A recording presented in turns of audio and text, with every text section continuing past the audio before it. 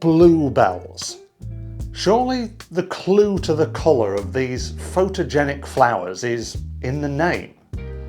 Why then, when I look online, do I see pink bluebells, magenta bluebells, glow-in-the-dark iridescent bluebells? Surely not everyone posting these photographs are colourblind. No, I think it comes down to one common mistake that many people make, and if you don't want to make it, then you're in the right place. Keep watching and I'll not only help you to avoid that mistake, I'll also give you a useful photo editing technique that will make your bluebells, well, blue. Okay, so there are some natural phenomena that will change the colour of your bluebells automatically, and it all comes down to light. If you're photographing bluebells during golden hour, then they're bound to come out a little bit more pink. If you're photographing bluebells in bright sunlight, then they'll probably come out a more lilac colour. And if you're photographing your bluebells in lower light, then that's when they start to take on that iridescent hue. At the end of the day, our common goal is to get those bluebells looking as natural as they possibly can. And obviously that's going to come down to the time of day that we shoot and also the lighting that we're provided with when we are out making photographs. However, sometimes we might want to offset those conditions to get a more desired look to our pictures. Imagine if you're photographing on an overcast day. You might want to warm up the feeling of the woodland to bring a bit more life into that dull, flat light. So, how do you balance the colour of your photographs? I'm guessing that the majority of you have answered white balance to that question. White balance is great for injecting some of that summery warmth into your dull, overcast day photography, so surely it should work perfectly for photographing bluebells, shouldn't it? No. In reality, the warmer you set your white balance, the more pink your bluebells will appear, and the cooler you set your white balance, the more iridescent they will appear. Just like bluebells, white balance has its clue in the name. It balances colours based on white. So if you're trying to balance it using your blue colours in your photograph, then you're bound to hit some issues. How then can we still inject a bit of that woodland warmth but maintain the blue of our bluebells? Let's jump into the software and have a look.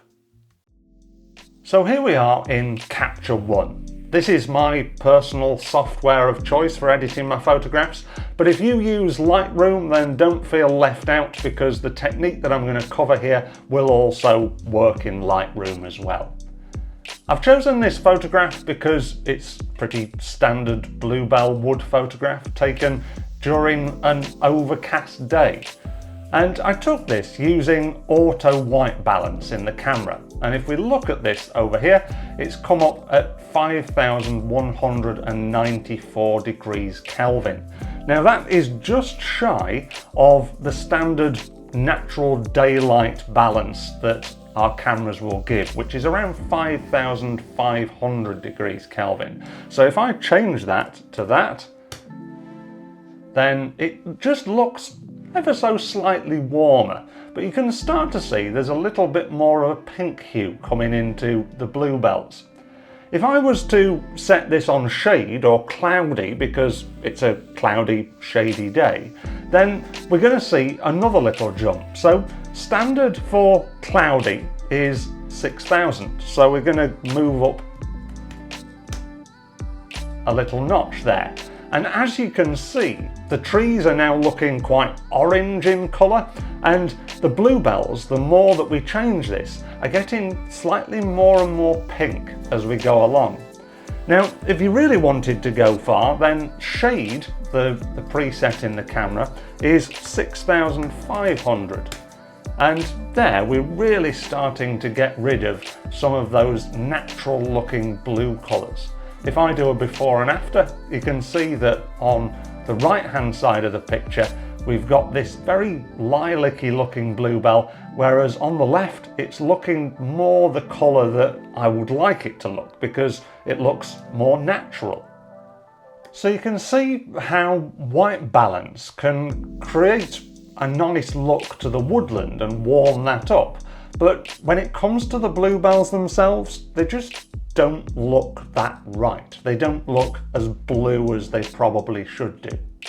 So to correct that, what I'm going to do is start from scratch. I'm going to reset this picture and I'm going to go across to the colour panel here.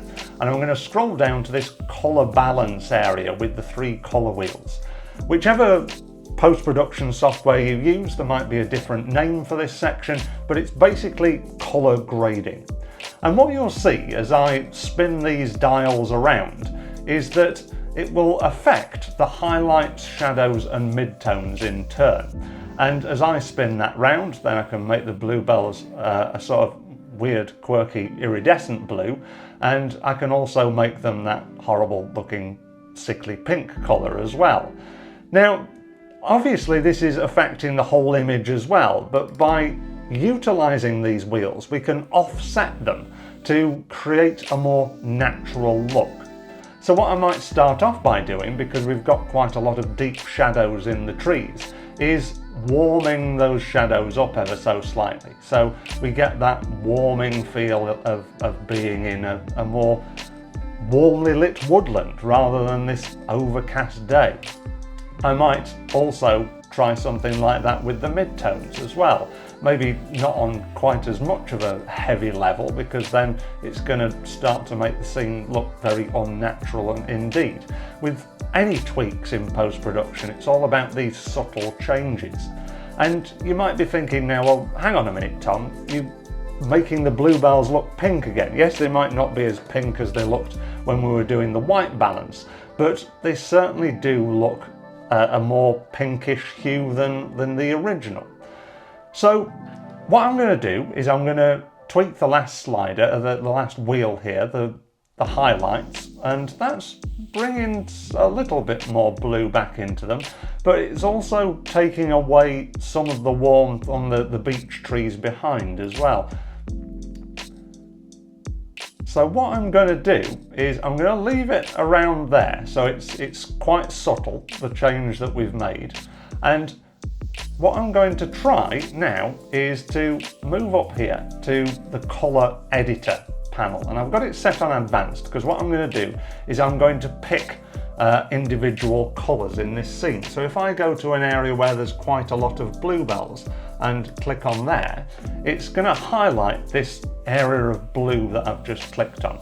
And what I'm going to do is I'm going to make this area wider, so it covers slightly more lighter blues and slightly more magenta-y pinks as well, because that is where the colour of all of our bluebells is sitting, and there's not really anything else within the scene of that colour.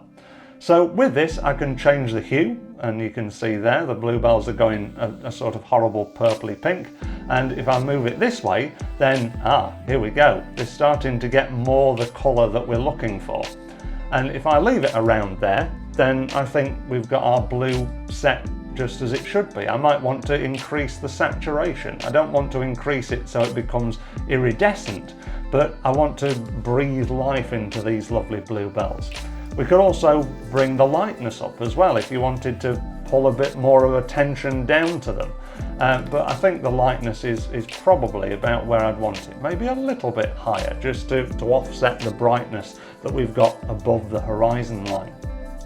The next thing I'm going to do is use this same colour picker, but come up to the area of light green up here on the trees. So that's going to select the other side of the colour wheel. And again, if I extend that to take in some of the greens and the yellows, which we've got in our shadows with the trees, then I can do a similar sort of thing. I can make that look cooler and more green, or I could pull it that way and make it look sort of warmer and more orange, which is ideally what I'm trying to do. So you can see as we work through this, I mean, that's probably going a bit too far, but from a little bit of subtle tweaking to the areas of colour themselves rather than the whole photograph in turn, that we can start to get a photograph that looks a little bit more appealing, a little bit warmer, or a little bit softer on the eye. but we can maintain the colours that we really want to gravitate people's eye to. Now, I have to admit that looking at this photograph now, I feel like I've gone a little bit too far. The trees are looking a bit too orange, as are the greens of the growth of the bluebells underneath the flowers. So what I'm going to do is I'm just going to narrow this area that I've edited here, and I think as I do that, it's starting to look a little bit more natural. What I might do, because you can select a number of colours on this colour wheel, is I might come up to the orange on the tree up here and just edit that section. You can desaturate it a little bit if you wanted to. Not that I want to, because I've got that life in there. But I think this hue slider does a really good job of just pulling back some of those tones. I could select the greenery underneath the bluebells here, which is also looking a little bit on the orange side, and just tweak that ever so slightly as well.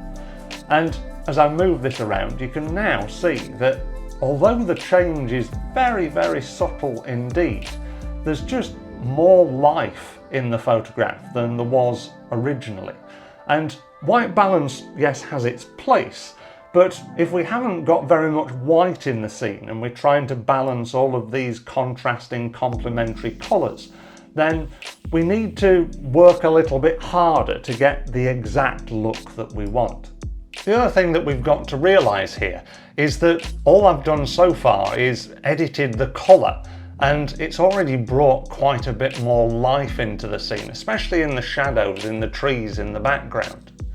If I do the general tweaks that I would usually do to a photograph like this, like increasing the contrast ever so slightly, maybe pulling the highlights back so it isn't so harsh in the background, drawing your eye through, maybe lifting some of those shadows so it brings a bit more life into the background of the photograph, and maybe adding a little bit of clarity and structure as well to bring a bit more life into the whole picture.